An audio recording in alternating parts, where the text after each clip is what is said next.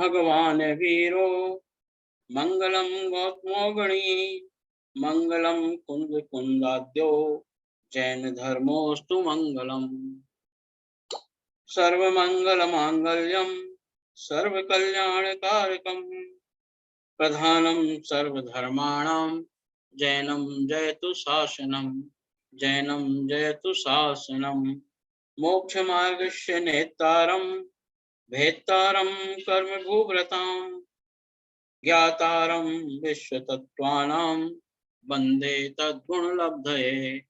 वन्दे तद्गुणलब्धये वन्दे तद्गुणलब्धये। 10 लक्षण पर्व का यह तीसरा दिवस आज उत्तम आर्जव धर्म जो हमारे आत्मा की सरलता को व्याख्यायित करता है, यह मन में छुपी हुई कुटिलता को दूर करने वाला धर्म,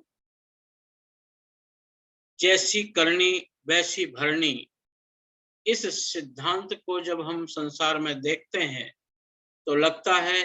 कि हमें अंदर और बाहर एक जैसा रहना चाहिए। हम अपने परिणामों को सरल करें, यही आज के धर्म का मूल सार है। इन 10 दिनों की आराधना में हम आत्मा के उन गुणों को, एक एक गुणों को आराधना करके प्रकाशित करने का प्रयत्न कर रहे हैं, जिसमें क्षमा, मार्दव, आर्जव, सत्य, शौच, संयम, तप, त्याग, आकिंचन्य और ब्रह्मचर्य, इस तरह के आत्म तत्वों के गुणों को प्रकाशित करना इस 10 लक्षण धर्म का महान उद्देश्य है। हम आर्जव धर्म की आराधना अपने परिणामों में सरलता ला करके कर सकते हैं। जहां आत्म परिणामों में हमारे अंदर स्वभाव में वक्रता ना हो, ऋजुता का भाव बने, हम अंदर और बाहर एक जैसे स्वरूप में अपने आप को अधिष्ठित करें, ऐसा यह आर्जव धर्म आज 10 लक्षण धर्म का तीसरा दिवस है। और इस तीसरे दिवस में हम तत्वार्थ सूत्र के उस तीसरे अध्याय का स्वरूप जानेंगे, जो आचार्य उमा स्वामी ने तत्वार्थ सूत्र में अपने चिंतन को व्यक्त किया है। पहला अध्याय हमने प्रथम दिवस देखा, दूसरा अध्याय दूसरे दिवस देखा, आज तीसरे दिवस में हम तीसरा अध्याय देखेंगे। ये जो तीसरा और चौथा अध्याय मूलतः जिसको हम कल भी लेंगे, चौथा अध्याय, तो तीसरा और चौथा ये दोनों अध्याय जैन ज्योग्राफी से संबंधित हैं। इसके विषय को अगर हम विषय की सीमा में बांधें तो जैसे हम कह सकते हैं जैन ज्योग्राफी, जैन भूगोल, इस सृष्टि विज्ञान का विषय इन अध्यायों में भरा पड़ा है। पूरा लोक संसार कैसा है, हम संसार शब्द कह देते हैं, लेकिन इस संसार की बारीकी को अगर किसी दर्शन ने उद्घाटित किया है तो जैन दर्शन ऐसा एक सिद्धांत है, एक दर्शन है, जिसने इस जैन ज्योग्राफी को भेद भेद करके, खोल खोल करके और रख दिया है। ऐसे तो जिनवाणी पर श्रद्धा करना हमारा महान कर्तव्य है और हमारा धर्म भी है। हम श्रद्धा रखते हैं जिन आगमों पर, तीर्थंकर की वाणी पर, और चूंकि संसार के संबंध में जो चिंतन तीर्थंकरों ने दिया वो ऐसा चिंतन है जिसको हम समाज में देख पाते हैं, समाज में उसका एहसास कर पाते हैं, अनुभव कर पाते हैं। इसलिए हम उन विषयों पर सहर्ष श्रद्धा कर लेते हैं। लेकिन जैन ज्योग्राफी का विषय ऐसा है जिस पे हम श्रद्धा तो रखते हैं, श्रद्धा हमारी उन विषयों पर है और श्रद्धा इसलिए है कि हम सम्यक दर्शन के धारी। सम्यक दृष्टि कभी शंका नहीं करता, जिज्ञासा कर सकता है। तो इस जिज्ञासा के रूप में हम इस तीसरे चौथे अध्याय को देखेंगे, लेकिन अश्रद्धा करके नहीं,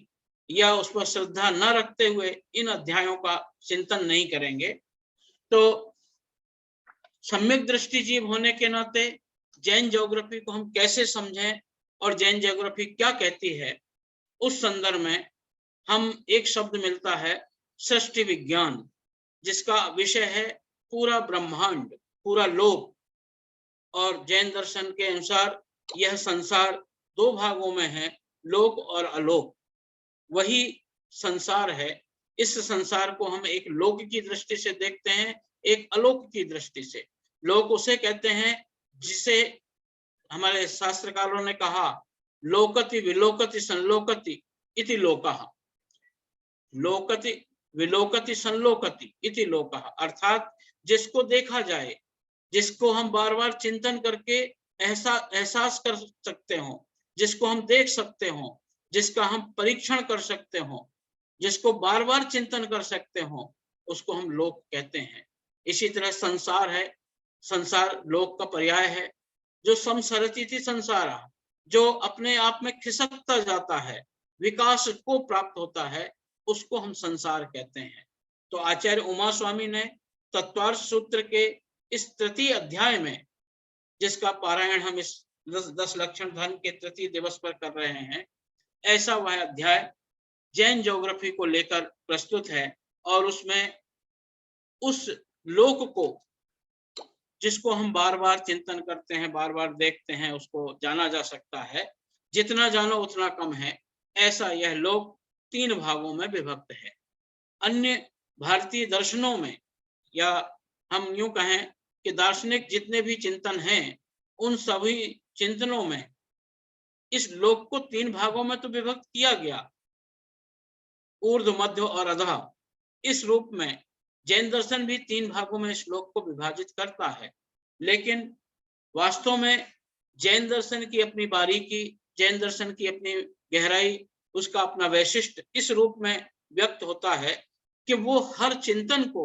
हर दृष्टि को, हर सिद्धांत को इतने टुकड़े कर देता है, खोल देता है, भेद भेद कर देता है, जिससे हम उस दर्शन की, सिद्धांत की गहराई को समझ पाते हैं। तो जैन दृष्टि से यह लोक कैसा है, ऊर्ध्व, मध्य और अधः। और इस तीसरे अध्याय में अधः लोक और मध्य लोक की चर्चा आचार्य उमा स्वामी ने की है। ऊर्ध्व लोक की चर्चा इसी तत्वार्थ सूत्र के चौथे अध्याय में, जिसका चिंतन हम कल करेंगे, उसमें की गई है। तो अधः लोक, जहां नारकी जीव रहते हैं। देखिए, संसार 4 गतियों में विभक्त है। गति की अपेक्षा से नरक गति, मनुष्य गति, देव गति और तिर्यंच गति। तो यह जो मध्य लोक है, इस मध्य लोक में तिर्यंच और मनुष्य इसी लोक में पाए जाते हैं, इसी लोक में उनका अधिवास है, निवास होता है। तो हम जहां हैं इस कर्म भूमि में, यह लोक मध्य लोक, इसमें तो मनुष्य और तिर्यंच गति के जीव हैं। लेकिन अधः गति जो है, वो इस कर्म भूमि के नीचे, या लोक का सबसे नीचे वाला हिस्सा, उसको अधः गति कहा। और उस अधः गति में जिन जीवों की सत्ता है, उसको हम नारकी जीव कहते हैं। अब नारकी शब्द किसे कहेंगे? न रतः इति नरतः। जो रत का मतलब यहाँ है प्रीति से, प्रेम से, सुख से। तो जो न रतः अर्थात जो प्रीति पूर्वक न रहते हों, जो प्रेम पूर्वक अथवा सुख पूर्वक जिनका चिंतन नहीं होता, जो अपने जीवन में सुख की प्रतीति नहीं करते, ऐसे न रतः अर्थात नरत, उस नरक के जीव को नरत कहा। और नरत में रहने वाले जीव नारक हैं, नारकी हैं। तो जो प्रेम को धारण नहीं कर पाते, एक दूसरे के सुख को देख नहीं सहन करते, ऐसे जीवों को हम नारकी जीव कहते हैं। अर्थात इस लोक में, संसार में,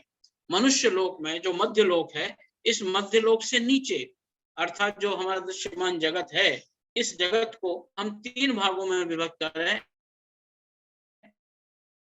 ऊर्ध्व भाग, मध्य भाग और अधः भाग। इसकी संरचना आचार्य उमा स्वामी ने इसमें ये कहा कि जो ऊपर का जो हिस्सा है, जिसे हम ऊर्ध्वलोक कहते हैं, ऊर्ध्वलोक का विषय तो कल है, लेकिन ऊर्ध्वलोक की जो संरचना है वह सकोरे के समान कही गई है। सकोरा, जो कप की आकृति जो है, सकोरा कटोरी, उस कटोरी की आकृति कही गई है। और जो मध्य, जो अधः लोक है, उल्टा सकोरा,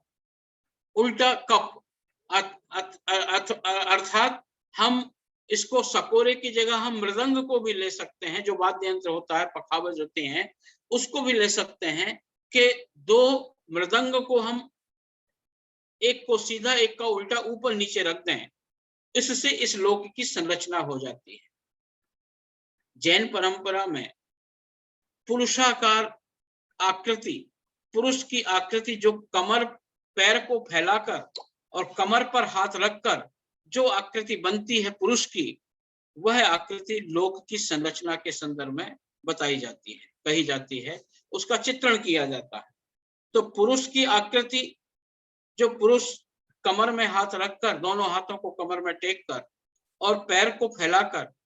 जो आकृति उसकी बनती है, ऐसी आकृति भी जैन दर्शन में लोक की संरचना के रूप में स्वीकृत है। एक तो पुरुषाकार, दूसरा 2 मृदंग, 2 वाद्य यंत्रों को, मृदंग को हम एक को उल्टा एक को सीधा, एक के ऊपर एक रखें, अथवा 2 कप को, सकोरे को, कटोरी को उल्टी सीधी रख के एक के ऊपर एक ऐसे रखते हैं, उसे लोक की संज्ञा दी गई है। वह आकृति लोक की है। और उस लोक में जो बीच का हिस्सा है, जहां सतह है, दोनों कप को अथवा दोनों मृदंगों को जुड़ने की जो स्थिति है, ऐसे जुड़े हुए आकृति को मध्य लोक कहा गया है। तो ऊर्ध्वलोक विस्तृत है, अधः लोक उससे थोड़ा कम विस्तृत है, लेकिन जो मध्य लोक है वह सबसे सीमित है, चिपका हुआ है। यानी 2 कटोरी के बीच में, बीच का जो हिस्सा, तल का हिस्सा है, उसको मध्य लोक कहा है। आचार्य उमा स्वामी ने इस तत्वार्थ सूत्र में आकृति को लेकर ऐसे दृष्टांत, ऐसे उदाहरण दिए, ऐसे दृष्टांत दिए कि आप इस वस्तु को उल्टा रख लें, वह आकृति जब बनेगी उसको हम कहेंगे लोक। तो ऐसे मध्य लोक जो 2 सकोरों के बीच की आकृति है, या 2 मृदंग, मनुष्य की पुरुषाकार आकृति में जो कमर का हिस्सा है, जो सतह के रूप में चिपका हुआ है, नीचे के भाग को और ऊपर के भाग को जो एक जोड़ता है, ऐसे सतही स्तर को हम मध्य लोक कहते हैं। और उससे नीचे जो विस्तृत भूभाग के रूप में फैला हुआ है, उसे हम नरक कहते हैं। और उस नरक में रहने वाले जीव नारकी जीव है। जैन परंपरा में चाहे वह तत्वार्थ सूत्र हो, एक ग्रंथ और मिलता है तिलोय पण्णति, त्रिलोक प्रज्ञप्ति, एक ग्रंथ मिलता है त्रिलोक सार। ऐसे ग्रंथ, बहुत सारे ग्रंथ मिलते हैं। जो द्वादशांगी है उसमें भगवती सूत्र, जो अर्धमागधी आगम साहित्य का एक पार्ट है, अंगागम है, उसमें भगवती सूत्र में इस लोक के विषय में विस्तार से वर्णन है, और जीवों के अस्तित्व की, जीवों की चर्चा उसमें विस्तार से की गई है। तीनों लोकों के जीवों का विस्तार से वर्णन भगवती सूत्र करता है, तिलोय पण्णति ग्रंथ करता है, और तत्वार्थ सूत्र और त्रिलोक सार, ये ऐसे ग्रंथ हैं जिसमें लोक का विस्तार से वर्णन, तीनों लोकों का, ऊर्ध्वलोक, मध्यलोक और अधोलोक। तो इस तृतीय अध्याय में आचार्य उमा स्वामी ने लोक की इस तरह की संरचना का चिंतन किया और कहा कि ये जो नरक हैं, ये 7 प्रकार के नरक हैं। यानी नरक की जो भूमियां हैं, नरक के जो स्तर हैं, वो 7 प्रकार के हैं। यानी एक के नीचे एक, एक के नीचे एक ऐसे 7 नरक इस लोक में, हमें अधः लोक में मिलते हैं। और वहां जीव ठसाठस भरे हुए हैं, वहां जीवों की संख्या असंख्यात है। ऐसे जीव उस लोक में भरे हुए हैं और उन नरकों के अलग अलग नाम आचार्य ने वहां उल्लिखित किए। ये आचार्य ने उल्लिखित किए का मतलब जिनागम में ऐसा आदेश है, ऐसे सूत्रों का वर्णन है कि वो 7 नरक कौन कौन से हैं। उसके लिए कहा, पहली भूमि रत्न प्रभा, दूसरी भूमि सरकरा। ये सूत्र आता है इसका कि रत्न सरकरा, पहला सूत्र ही है इस अध्याय का। रत्न सरकरा बालुका पंख धूम तमो महातमा प्रभा भूमियो घनाम्बुल घनाम्बु वात काश प्रतिष्ठा सप्तधोधा प्रथुत्तरा। इस तरह से ये सूत्र है, जिसका अर्थ यही है कि इसमें 7 पृथ्वियां हैं, 7 भूमियां, और ये भूमि एक के नीचे एक, एक के नीचे एक। तो हमारे इस कर्म भूमि मध्य लोक के नजदीक कौन सी है? वो पहली भूमि है, उसका नाम है रत्न प्रभा। दूसरी उसके नीचे जो भूमि है सरकरा प्रभा। तीसरी भूमि बालुका प्रभा। चौथी भूमि पंख प्रभा। और 5वीं भूमि धूम प्रभा। 7वीं भूमि तमह प्रभा। और 8वीं भूमि महातमा प्रभा। ऐसे 7 भूमियां लेयर के रूप में, लेयर के लेयर इसके नीचे के तह जमे हुए हैं, जैसे उसको हम प्रस्तर कहते हैं। एक एक प्रस्तर के रूप में, परत के रूप में एक एक भूमि का अस्तित्व हमारे इस अधोलोक में मिलता है। इसका विस्तार से वर्णन, जैसा कि मैंने कहा, भगवती सूत्र में, तिलोय पंडिती में बहुत सारा वर्णन मिलता है। उसी आधार पर आचार्य उमा स्वामी ने भी इसमें, उन ग्रंथों के आधार पर नहीं, लेकिन आचार्य तीर्थंकरों के आधार पर, उपदेशों के आधार पर उन्होंने इस सूत्र में, इस ग्रंथ में, तत्वार्थ सूत्र में ये 7 प्रकार की भूमियों का वर्णन किया। और उन 7 प्रकार की भूमियों के अधिवासों का, निवास स्थानों का, वहां कौन से जीव कहाँ रहते हैं, उन रत्न प्रभा सरकरा आदि जो भूमियां हैं, उन भूमियों में कौन कौन से क्षेत्र हैं, कौन कौन से अधिवास हैं, उनके अलग अलग नाम देते हुए इसका वर्णन किया है। ये चूंकि थोड़ा विषय ऐसा है कि जिसको हम श्रवण करके जान सकते हैं, देख नहीं सकते, देख नहीं पाते। लेकिन हमारे विद्वानों ने, हमारे आचार्यों ने जब इन सब का वर्णन किया तो उसका चित्र भी बना के समझाने की कोशिश की, और वो चित्र हमें ग्रंथों में मिल जाते हैं। जैनेन्द्र सिद्धांत कोश जो 5 भागों में प्रकाशित है, उसमें अलग अलग दृष्टि से इन नरकों के चित्र दिए हुए हैं कि कौन सा नरक किस तरह की आकृति वाला है, वहां रहने वाले जीव, उनके प्रस्तर, उनके जो बिल्व हैं, जो उनके निवास स्थान है, कैसे हैं, ये हम उन चित्रों के माध्यम से जान पाते हैं, क्योंकि वह हमारे देखने का विषय नहीं बन पाता। कुछ चीजें तो ऐसी हैं जो मध्य लोक में हम देख सकते हैं, लेकिन कुछ चीजें ऐसी हैं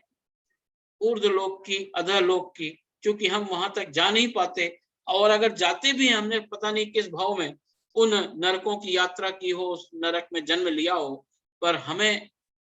ज्ञान नहीं है इसका, हमारा ज्ञान इतना प्रकृष्ट नहीं है, इतना उत्कृष्ट नहीं है, इसलिए हम उन विषयों को साक्षात तो अनुभव नहीं कर सकते, साक्षात देख नहीं सकते, लेकिन स्वाध्याय के रूप में, श्रुत ज्ञान के रूप में, तीर्थंकरों की वाणी आगम के रूप में हम उसको स्वीकार करते हैं। और ऐसे इन भूमियों में रहने वाले जीव आज भी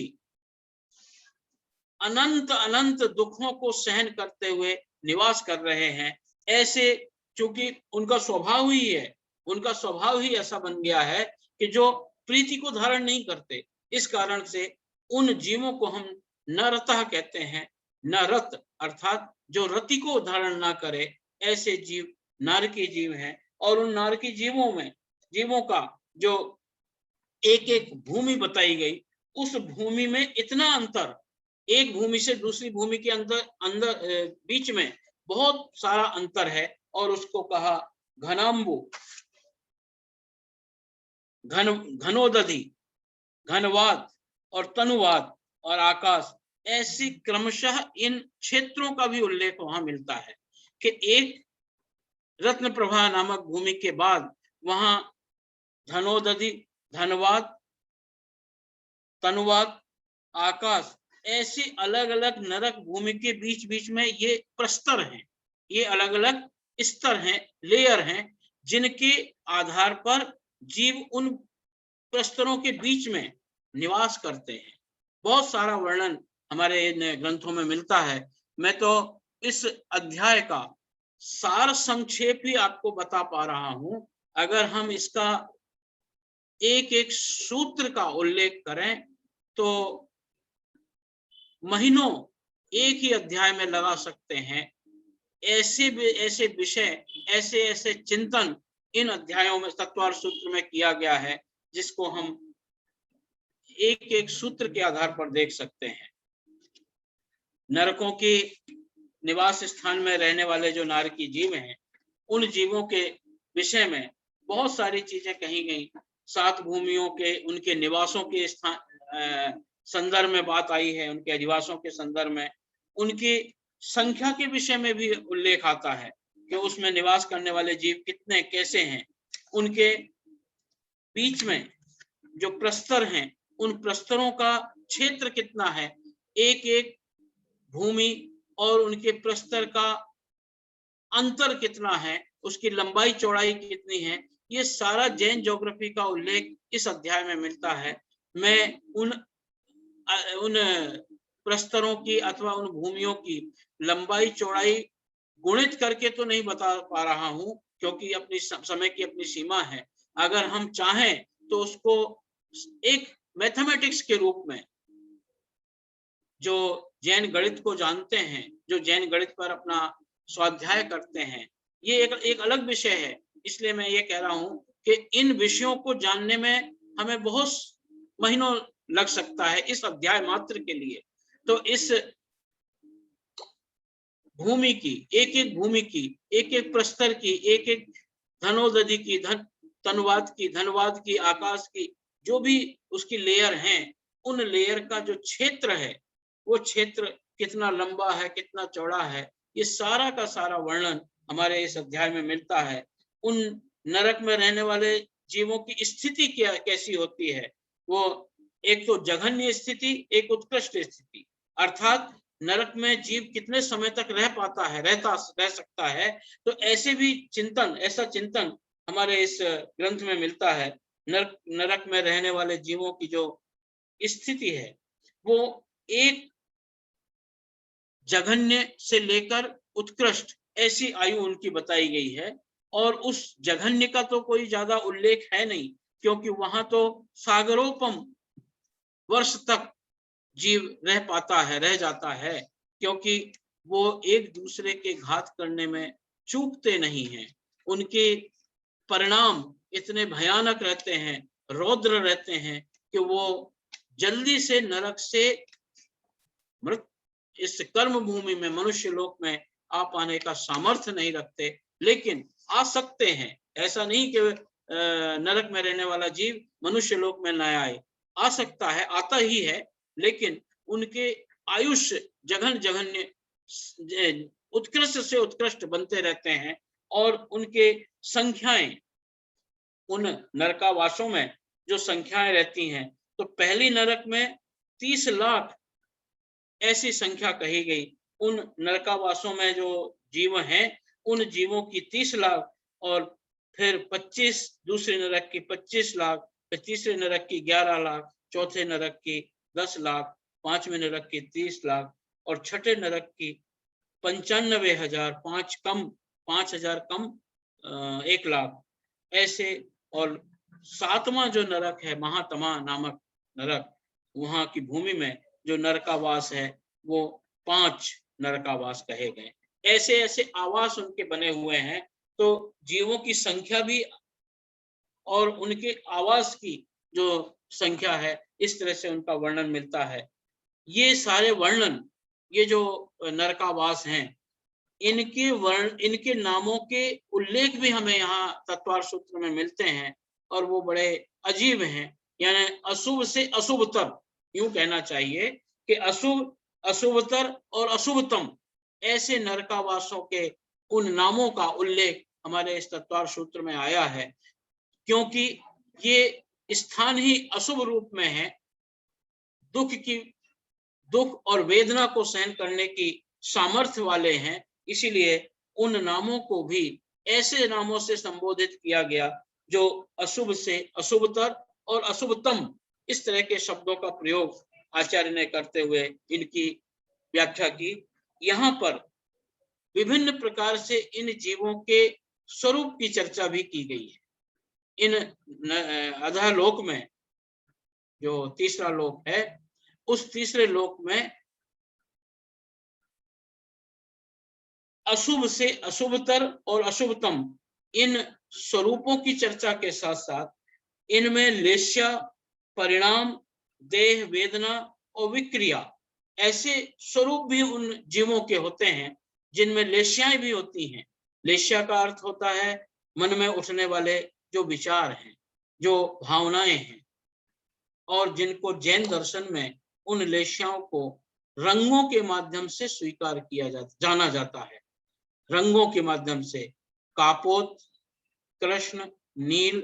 पद्म, तेज और शुक्ल, ऐसे 6 प्रकार की लेश्याएं, 6 प्रकार की लेश्याएं, और जिसको हम कलर के माध्यम से जानते हैं। तो ऐसे ये लेश्याओं के रूप में भी उनके विचारों का, उन जीवों के स्वभाव का वर्णन मिलता है। परिणाम, उनके परिणाम कौन कौन से होते हैं, वह किस तरह की क्रियाओं को करके फलों को भोगते हैं, और उनका शरीर की संरचना, किन पुद्गल परमाणुओं को ग्रहण करके वो अपना उस नरक में जन्म लेते हैं, उनमें वेदना कैसी होती है। तो असह्य वेदना, जिसे हम कहते हैं असह्य वेदना, हमारे समाज में इन नरक की वेदनाओं को दिखाने के लिए बहुत तरह से चित्रों के माध्यम से चित्रित किया जाता है, और ये कहा जाता है कि जैसा हम इस संसार में, मनुष्य लोक में अगर हम कोई विकृत काम करते हैं, तो कहते हैं इससे अधिक विकृति हमें नरक की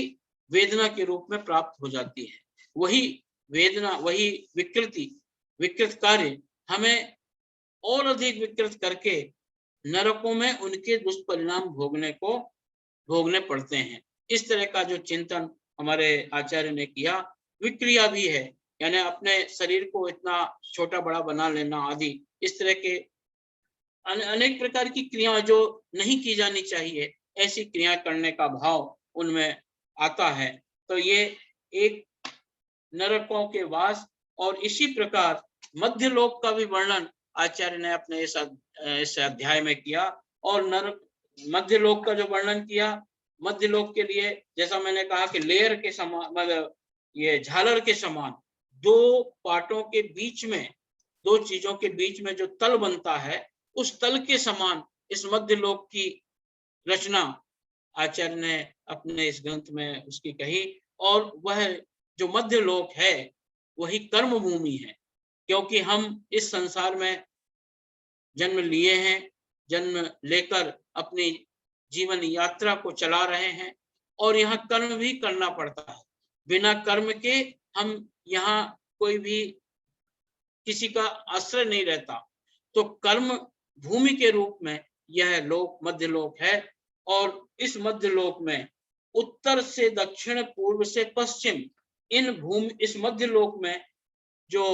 द्वीप और समुद्रों का से बना है, यह मध्य लोक उत्तर से दक्षिण और दक्षिण से पूर्व से पश्चिम, इस समूचे क्षेत्र में, मध्य लोक में, ये द्वीप और समुद्रों की संरचनाएं इसमें दिखाई देती हैं। जैसा मैंने कहा कि ये विषय तो जैन ज्योग्राफी का है, तो लोक की संरचना में, मध्य लोक की संरचना में भी ये पूरे पहाड़ हैं, द्वीप हैं, समुद्र है, नदियां हैं, इन सबका वर्णन आचार्य ने अपने इस तत्वार सूत्र में किया है। तो ये तत्वार सूत्र, तृतीय दिवस का तृतीय अध्याय वाला यह तत्वार सूत्र हमें इस लोक के विषय में पूरा ज्ञान देता है, जैन ज्योग्राफी को समझाता है। इसमें जम्बूद्वीप लवण समुद्र, घातकी खंड, पुष्करार द्वीप, पुष्करावरा द्वीप, ऐसे बहुत सारे द्वीप हैं, समुद्र हैं, और छोटे छोटे नदियों के नाम भी हमारे आचार्य ने अपने तत्वार्थ सूत्र में किया है। मैं और अधिक इस विषय पे प्रकाश डालूं, उससे अच्छा है कि हम उन चित्रों को देखकर इसका ज्ञान प्राप्त करें। मध्यलोक तो हमें दिखाई देता है, इसलिए हम उस पर तो ज्यादा शंका नहीं कर सकते या ज्यादा जिज्ञासा हमारे अंदर नहीं हो पाती, क्योंकि हम ये जानते हैं कि मध्यलोक में कितने सारे देश, कितने सारा भूभाग यहाँ विस्तृत रूप में फैला हुआ है, और वो हमें साफ दिखाई देता है। लेकिन अधोलोक की जो चर्चा है वो हमें चित्रों के माध्यम से समझनी चाहिए। चित्रों के माध्यम से उस पर हमारा विश्वास पूरा हो जाता है, हमारी जिज्ञासाएं पूरी हो जाती हैं। तो जो जैनेन्द्र सिद्धांत कोश जो भारतीय ज्ञानपीठ से छपा हुआ है, 5 वॉल्यूम में है, उसमें अलग अलग तरह से चित्रों के माध्यम से इस मध्यलोक को भी और अधोलोक को तथा ऊर्ध्वलोक को, तीनों लोकों को चित्रों के माध्यम से समझाया गया है। मैं मध्यलोक को भी चित्रों से समझने की बात इसलिए कह रहा हूं कि जितना हमें मध्यलोक दिखाई देता है, जिन जिन देशों के नाम, जिन जिन स्थानों के नाम हम सुन पाते हैं, देख पाते हैं, इसके अतिरिक्त भी मध्यलोक है। ये जिज्ञासा उठती है कि ऐसा हम कैसे कह सकते हैं कि मध्यलोक इस दिखाई देने वाले लोक से भी अधिक है, उससे भी परे है, उससे भी ज्यादा है, कैसे कह सकते हैं। मैं एक बात यहाँ कहकर अपनी बात को पूरा करूं इस संदर्भ में कि जो दिखाई देने वाले देश हैं, द्वीप हैं, समुद्र हैं, नदियां हैं, इनसे भी भिन्न, इससे भी अतिरिक्त यह मध्यलोक है। क्योंकि 2 चीजें यहाँ समाहित हो जाती हैं। एक चीज तो यह कि जब भारत की खोज वास्को डी गामा ने की और समुद्र के किनारे किनारे वो यात्रा करते हुए जब वो भारत में प्रवेश किया, उससे पहले भारत का विश्व के मानचित्र में कोई नाम नहीं था। लेकिन हम ये कह दें कि इस मध्यलोक में भारत का अस्तित्व था ही नहीं, ऐसा हो नहीं सकता, क्योंकि अगर अस्तित्व नहीं था तो वो आया कहां से। इसका मतलब कि वास्को डी गामा ने इसकी खोज की और यहां तक पहुंचा। इसी तरह हम खोजते खोजते और भी द्वीप समुद्रों के परे, उससे आगे अगर हम पहुंच जाते हैं तो हमें बहुत सारे ऐसे द्वीप, समुद्र और उपमहाद्वीप आदि ये सब प्राप्त हो सकते हैं जो अभी हमारे नॉलेज में, हमारे ज्ञान में नहीं है। क्योंकि जिस तरह से वास्को डी गामा ने भारत को विश्व के मानचित्र में दर्शाया, उसकी खोज की, और आज भारत का एक अस्तित्व है हमारे विश्व में, हमारे जगत में। लेकिन ऐसे ही खोज करते करते और भी जहां मानव जीवन, मनुष्य का जीवन या जीवों का अस्तित्व जहां है, ऐसे और भी द्वीप हो सकते हैं, स्थान हो सकते हैं, देश हो सकते हैं। एक तो ये बात। दूसरी बात कहकर मैं अपनी बात को समाप्त करूंगा कि लोक जो संसार है वहां पर बहुत कुछ चीज प्रकट भी हो जाती है और लोप भी हो जाती है। जिसे हम आज विज्ञान की भाषा में कहें ब्लैक होल। ब्लैक होल की बात हमारे शास्त्रकारों ने भी की और आज विज्ञान उस चीज को स्वीकार करता है। जब हम देखते हैं खगोलीय जो क्रियाएं होती हैं, एक तारा एक जगह से टूटकर जब वह अलग होता है, अपने ग्रह उपग्रह से अलग होकर जब टूटकर अलग होता है और फिर दूसरी जगह जाके वह उसके संपर्क में आ जाता है, और कभी कभी ऐसे भी तारों की स्थिति होती है, नक्षत्रों की स्थिति होती है कि वो पता ही नहीं चलता कहाँ चला गया। कोई समझ में, मतलब विज्ञान उसको ऐसे स्थान पर चले जाने को कहते हैं कि वह ब्लैक होल में समाहित हो गया। लेकिन ब्लैक होल का मतलब यह नहीं कि उसका अस्तित्व नहीं है, हम वहां तक नहीं जा पा रहे हैं। इसलिए इस जैन ज्योग्राफी के इस सिद्धांत को, आचार्यों के इस सिद्धांत को हम जिसे विज्ञान ने आज ब्लैक होल की कल्पना ब्लैक होल के सिद्धांत से स्वीकार किया है। इस चीज को भी जाने कि इस जैन ज्योग्राफी में इस तरह का चिंतन भी है कि जहां ग्रह उपग्रह आदि यह ब्रह्मांड एक जगह से दूसरी जगह अपने अस्तित्व को बना लेता है और कोई नई चीज हमें ज्ञात हो जाती है, जैसे भारत देश का चित्रण हमारे विश्व पटल पर हुआ, ऐसा यह जैन ज्योग्राफी का तृतीय अध्याय है। मैं अपने इस तृतीय अध्याय के विषय में और भी विस्तार से कह सकते हैं, लेकिन अपने समय की सीमा को ध्यान में रखकर मैं अपनी बात को यहाँ विराम देता हूँ और अनुरोध करता हूँ, अपेक्षा रखता हूँ कि इसकी और गहराई से अगर चिंतन करना है तो हमें जो जैन ज्योग्राफी से संबंधित जो किताबें हैं, कोश ग्रंथ हैं, उनका अवलोकन करना चाहिए, अथवा तत्वार्थ सूत्र की जो टीकाएं हैं उन टीकाओं में भी इसका विस्तार से वर्णन मिलता है। जैसे सर्वार्थ सिद्धि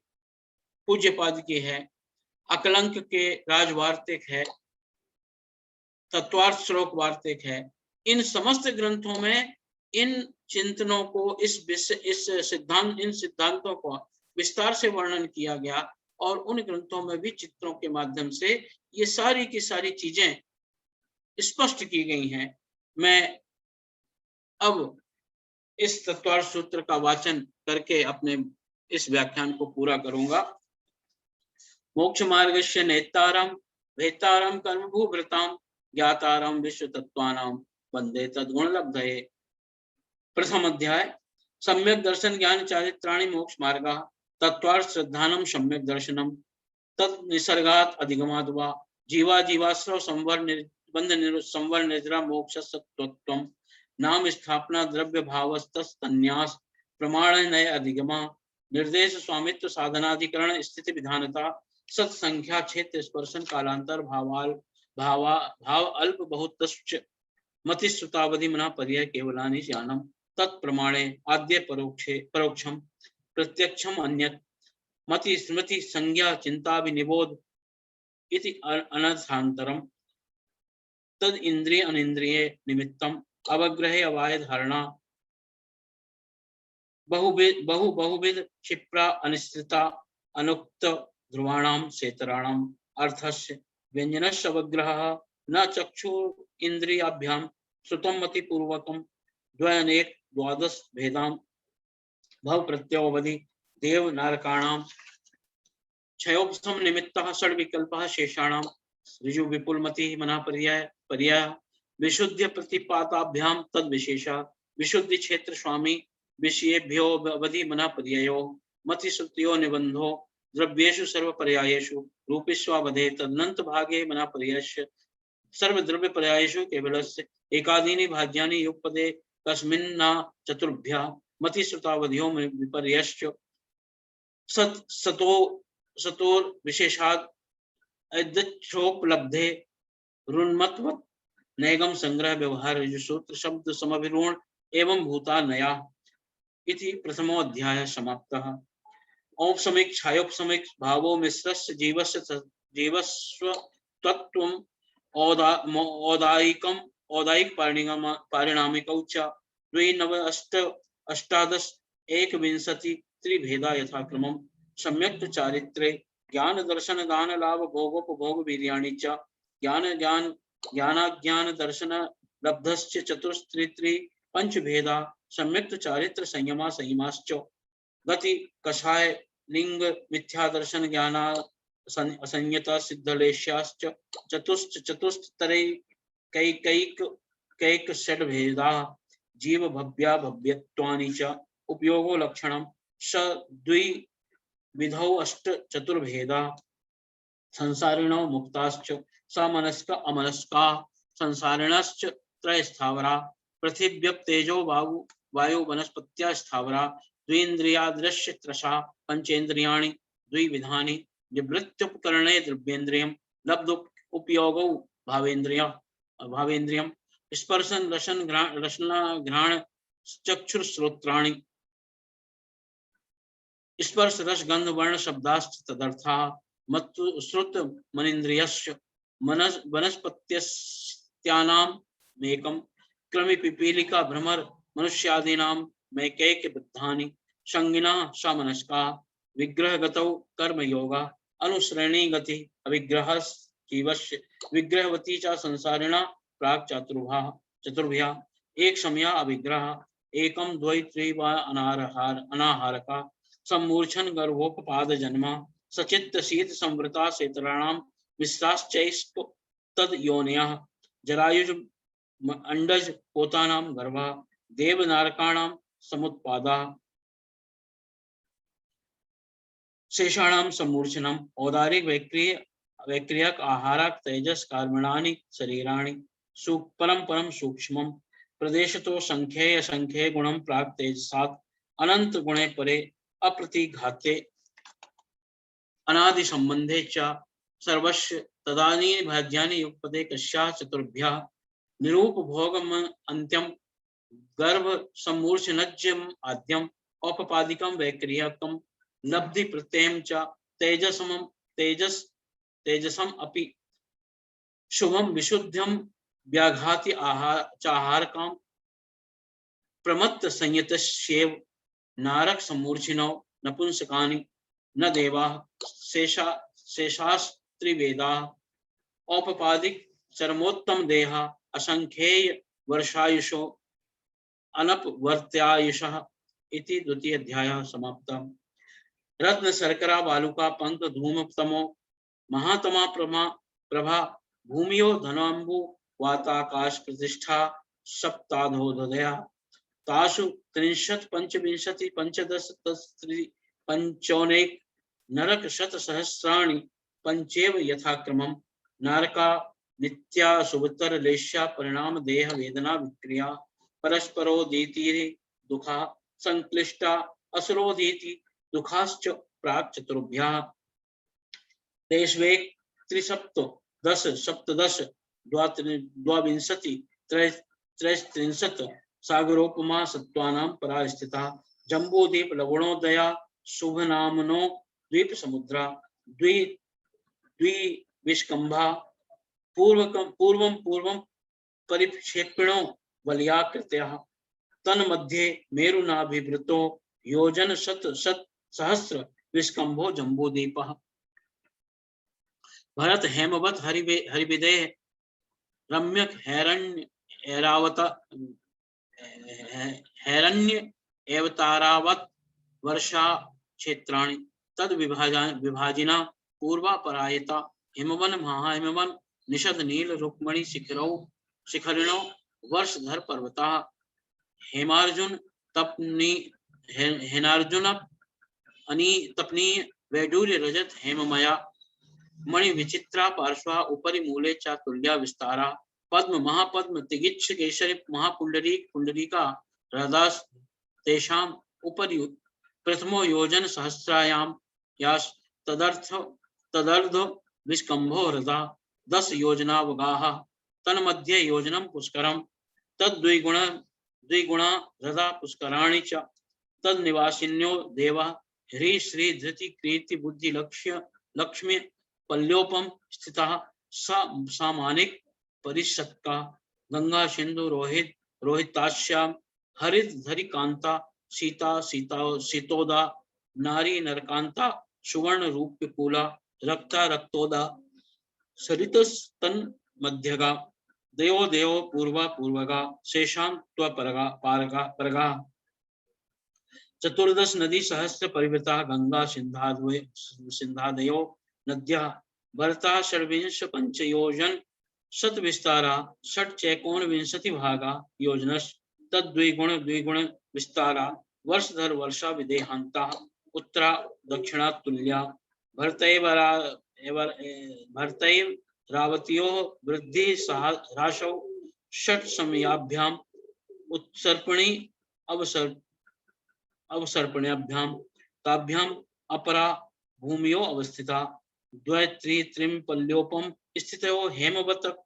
हारिवर्षक देवकुरक वका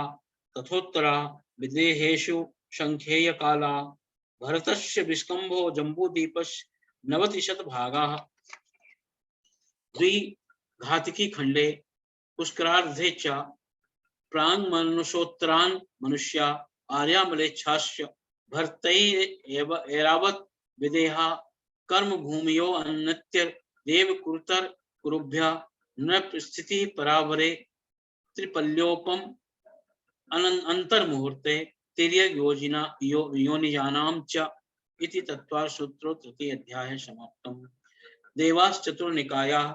अदितस्त्रिषु पीतांत लेश्या अष्टादश पंच द्वादश विकल्पा कल्पोपन्य पर्यंता इंद्र सामान्य द्रायत्रिंशत् परिषदात्म रक्ष लोकपालनीक प्रकीर्ण का वियोग्य किल्विष्क चैक्षा त्रायत्रिंशत् लोकपाल वर्जिया व्यंतरा ज्योतिष्का पूर्वयो द्वेन्द्रिया काय प्रविचारा आ ऐशानात् शेषा स्पर्श रूप शब्द मना प्रविचारा परे परे प्रविचारा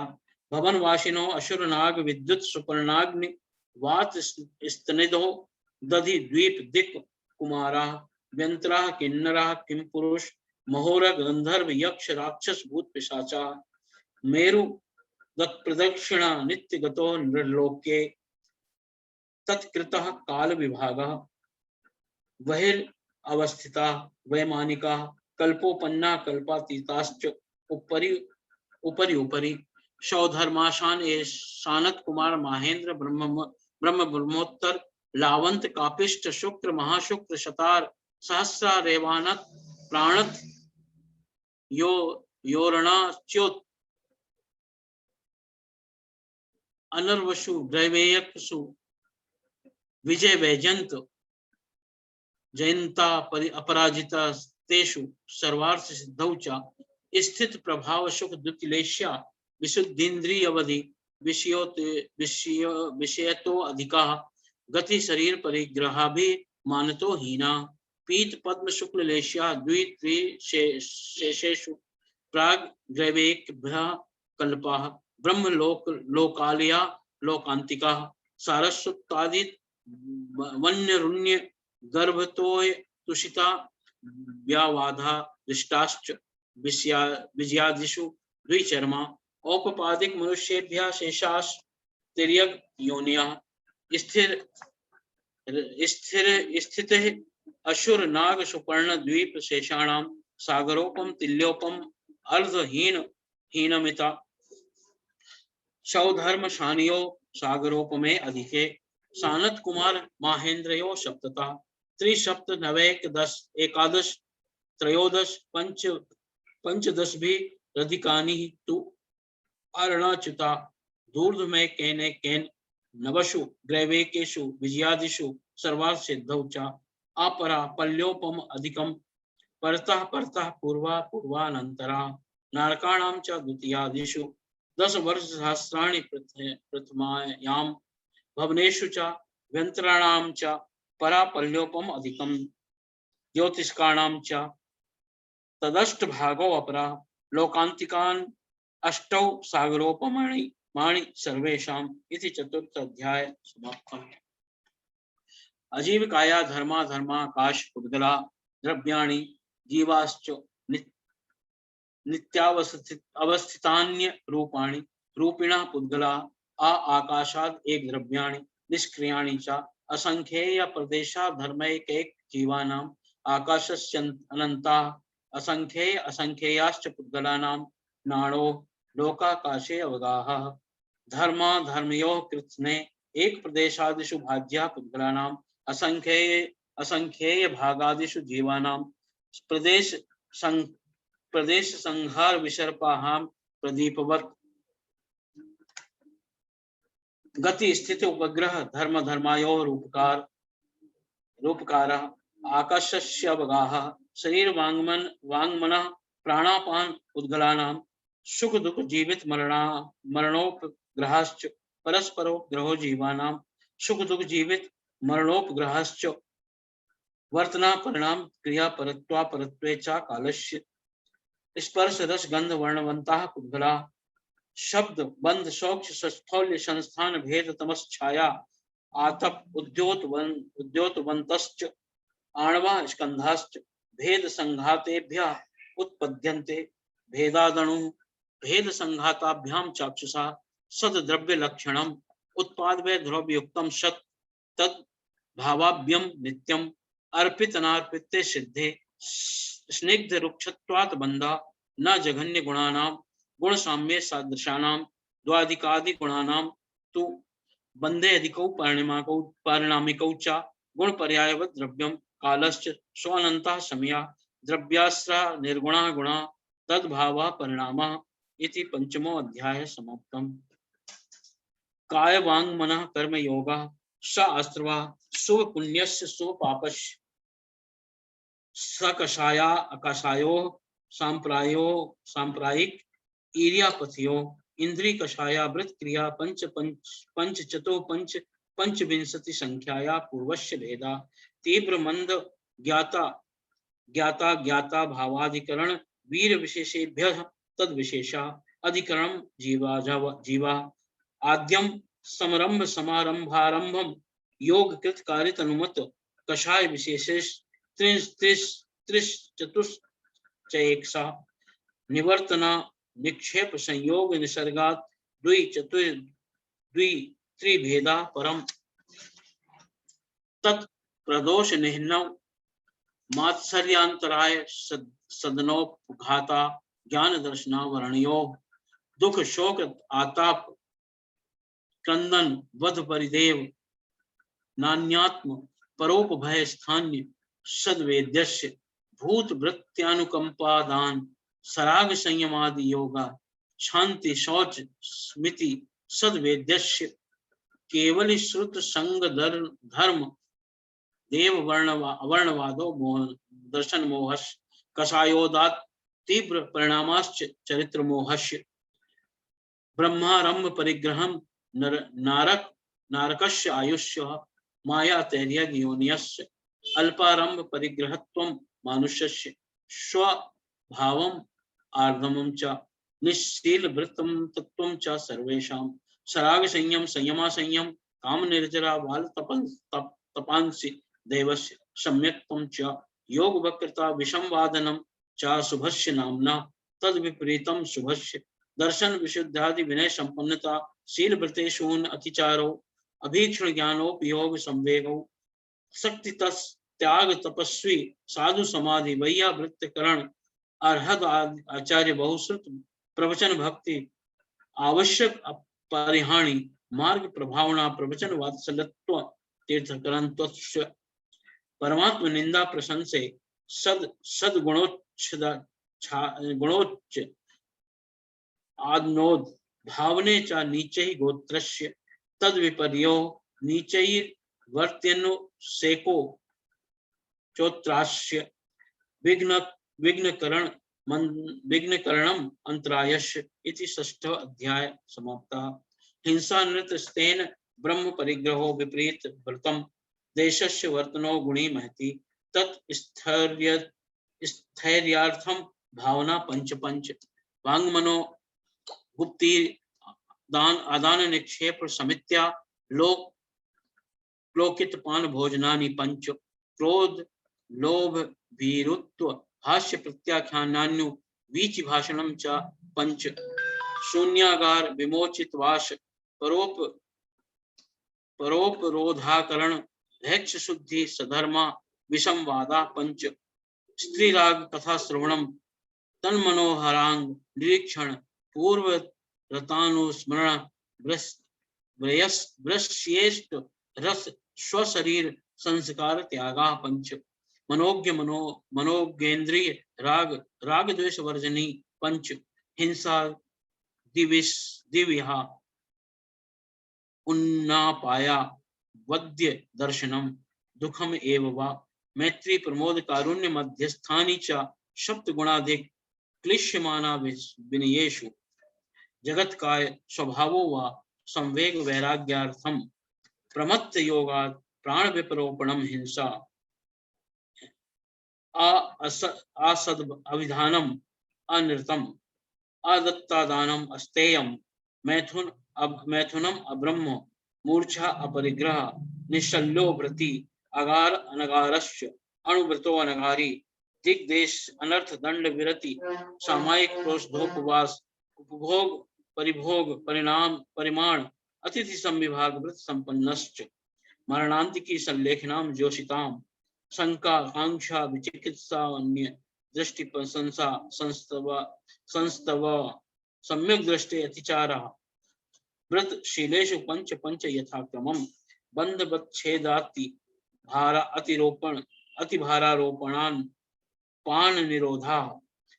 मिथ्योपदेश रहोभ्याख्यान कूटलेख क्रिया न्यासापहार साकार मंत्र भेदा तेन प्रयोगा तदा हृदातान विरुद्ध राज्यातिक्रम हीनाधिक मानो मान प्रतिरूपक व्यवहारक पर विवाह करणे त्वरिका परिग्रहिता अपरिग्रहिता गमना विनंग क्रीड़ा कामती वृत्ताभिनिवेशा क्षेत्रा वस्तु हिरण्य सुवर्ण धन्य धान्य दासी दास्य कुप्य प्राणातिक्रमा ऊर्ध्वस्व तिर्यग व्यतिक्रम क्षेत्र वृद्धि स्मृत्य राधानी आनयन प्रेष्य प्रयोग शब्द रूपानुपात उद्गल प्रेक्षा कंदर्प कौचुर्य कौत्कुच्य मोखर्या समीक्षाधि करणोपभोग भोग परिभोग अनर्थक्यानि योग दुष्प्रणिधान आदर स्मृत्यानुपस्थानानि अप्रत्यवेक्षिता प्रमार्जित उत्सर्ग आदान संस्तरोपक्रमणादर स्मृत्यानि स्थानानि सचित्त संबंध सम्मिश्राभिसव दुष्पक्वाहारा सचित्त निक्षेपा विधान पर व्यपदेश देशम मात्सर्य कालातिक्रमा जीवित मरणान संसा मित्रानुरागा सुखानुबंधा निदानानि अनुग्रहार्थ स्वस्वाति सर्गोदानम विधि द्रव्य दात्री पात्र विशेषात् तद विशेषात् इति सप्तमो अध्याय समाप्तः। मिथ्या दर्शन विरति प्रमाद कषाय योग बंध हेत्वा सा कषायत्वात् जीव कर्मयो योगान पुद्गलाना दत्ते शवंदा प्रकृति स्थिति अनुभव प्रदेश तद विधिया आद्यो ज्ञान दर्शनावर्ण वेदनीय मोहनीय नाम गोत्रांतराय पंच नव द्वश अष्टविंशति चतुर्द्विचत्वारिंशत् द्वि पंच भेदा यथाक्रमा मति श्रुत अवधि मना पर्याय केवलानाम चक्षुर अवधि केवलानाम निद्रा निद्रा अनिद्रा प्रचला स्त्यान गृध्यश्च सद वेद्ये दर्शन चारित्र मोहनीय कषाय वेदनीयाख्याम ख्यास द्वि नव षोडश भेदा सम्यक्त मिथ्यात्व तदुभय कषायोश्च हास्य रति शोक भय जुगुप्सा स्त्री पुण्य पुंसक वेदा अनंतानुबंध्या प्रत्याख्यान संजुलन विकल्पाश्च एकशा क्रोध मान माया लोभा नारका तेर्य यौन मनुष्य देवानी गति जाति शरीरांगोपांग निर्वाण बंध संघात संस्थान सहनन स्पर्श रस गंध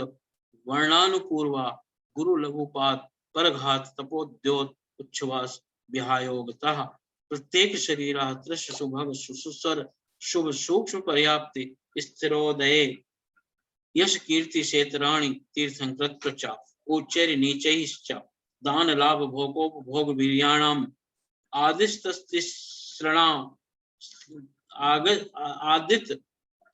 आदित्यश्रणा अंतरायश्च त्रिंशत् सागरोपम कोटि कोट्या परास्थिता सप्तति मोहनीयश्च विंशति नाम गोत्रयोः त्रिंशत् सागरोपम अन्या आयुषः अपरा द्वादश मुहूर्ता वेदनीयश्च नाम गोत्रयोः अष्टौ शेषाणाम अंतर्मुहूर्ता विपाकोनुभवः सह यथा नाम ततश्च निर्जरा नाम प्रत्याय सर्वतो योग विशेषात् सूक्ष्मैक क्षेत्रवगाः स्थिता सर्वात्म प्रदेशेषु अनंतानंत प्रदेशा षद्वेद्या शुभायु नाम गोत्राणि पुण्यम अन्तोन्यत पापम इति तत्वार सूत्र अष्टमो अध्याय समाप्त। आश्रव निरोधा संवरा सा गुप्ति समिति धर्म धर्म अनुप्रेक्षा परिशा चारित्र तपसा निर्जरा च सम्यक योग निग्रहो गुप्ति ईर्या भाषा ऐषणा दान निक्षेप उत्सर्गा समित्या उत्तम क्षमा मार्दव आर्जव सत्य शौच संयम तप त्यागाश्च अकिंचन्य ब्रह्मचर्याणि धर्मा अनित्या असरण संसारे कृत्यान्नुत्वा अशुच्यास्रव संवर निजरा लोक बोधि दुर्लभ धर्मस्वाख्या तत्वानुचिंतनम अनुप्रेक्षा मार्गाच्यवन निजरार्थ परिषोढ़भ्या परिशः क्षुत पिपाशा शीतोष्ण दंश मशक नाज्ञान्यारति स्त्री चर्या निषद्या सह्या क्रोध वश याचना लाभ लोभ रोग तृष्ण स्पर्श मल सत्कार पुरस्कार प्रज्ञा ज्ञानान दर्शनानि सूक्ष्म संप्राय छद्मस्त वीत रागयोश्च चतुर्दश एकादश जिने बादर संप्राय सर्वे ज्ञानावर्णे प्रज्ञा ज्ञाने दर्शन मोहनी मोहे नान्या रति स्त्री निषद्या क्रोध क्रोश याचना सत पुरस्कारा वेदनीय शेषा एकादश्यो भाग्याम युक्तते कश्चिन एकोनविंशते सामायिक छेदोपस्थापने परिहार विशुद्धि सूक्ष्म संप्राय यथाख्यात चारित्रम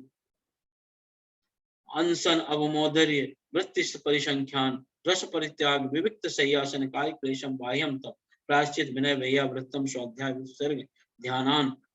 अनुत्तर उत्तरम नव चतुर्दश पंच द्विभेदा यथाक्रमम प्राग ध्यानात् आलोचना प्रतिक्रमण तदुभय विवेक उपसर्ग तपस्छेदन परिहारोपस्थापना ज्ञान दर्शन चारित्रोपचारा आचार्योपाध्याय तपस्वी शैक्ष ग्लान गण कुल संघ साधु मनोज्ञानाम वाचना पृच्छानुप्रेक्षण प्रेक्षानान धर्मोपदेशा व्याभ्यंतरोपध्यो उत्तम सहननस्य एकाग्र चिंता निरोधो ध्यानम अंतर मुहूर्तात् आर्त रौद्र धर्म शुक्लान परे मोक्ष हेतु आर्त मनोज्ञस्य संप्रयोगे तद विप्रयोगात् स्मृति समन्वाहार विपरीतम मनोज्ञस्य वेदनायाश्च निदानम च तद विपरीत देश विरत प्रमत्त संयतानाम हिंसा नृत्य स्तेय विषय संरक्षणेभ्यो रौद्रम विरति देश विरतियोः आज्ञा अपाय विपाक संस्थान विचयाय धर्म्या शुक्ले आचाद्ये पूर्वविदः परे केवलिनः पृथक्त्व वितर्क सूक्ष्म क्रिया प्रतिपात्ति व्युपरत क्रिया निर्वृत्तानि त्रैक योग काय योगा योगानाम एकाश्रये सवितर्क विचारे पूर्वै अविचारम द्वितीयम वितर्क श्रुतम विचारोर्थ व्यंजन योग्य संक्रांति सम्यक दृष्टि श्रावक निरतानंत वियोजक दर्शन मोह उपसमकोप शांत मोह छपक क्षीण मोह जिना क्रमशो असंख्येय गुणा निर्जरा पुलाक वकुश कुशील निर्ग्रंथा स्नातका निर्गंथा संयम श्रुत प्रतिसेवना तीर्थलिंग लेश्योपपाद स्थान विकल्पता साध्या इति नवमो अध्याय समाप्ता। मोह छयाज ज्ञान दर्शन वर्णांतराय छयाच च केवलम बंध हेत्वा भाव निर्जराभ्याम कृष्ण कर्म विप्र मोक्षो मोक्षा औपसमिकादि भव्यात्वानां च अन्यत्र केवलम सम्यक्त ज्ञान दर्शन सिद्धेभ्यः अनंतरम मूर्छगत छत्या लोकांत पूर्व प्रयोगात् असंगात् वा बंध छेतात् तथा गति परिणामाच्च अविद्य कुलाल वक्र चक्रवत व्यपगत लेपाम्बु एरंड बीज दवग्गी शिखा वचत धर्मास्तिकाया भावात क्षेत्र काल गति लिंग तीर्थ चरित्र प्रत्येक बुद्ध बोधित अवगाहांतराय संख्या अल्प बहुत्व साध्या इति दसमो अध्याय तत्वार्थ सूत्र संपन्नम। आज हमने तत्वार्थ सूत्र का यह तीसरा अध्याय देखा। जो जैन जगरोष्ठी से संबंधित था। इसका एक पार्ट जो चतुर्थ अध्याय है वो हम कल देखेंगे। इसी के साथ मैं अपने इस व्याख्यान को समाप्त करता हूँ। जैनम जयतु शासनम, जैनम जयतु शासनम, जैनम जयतु शासनम।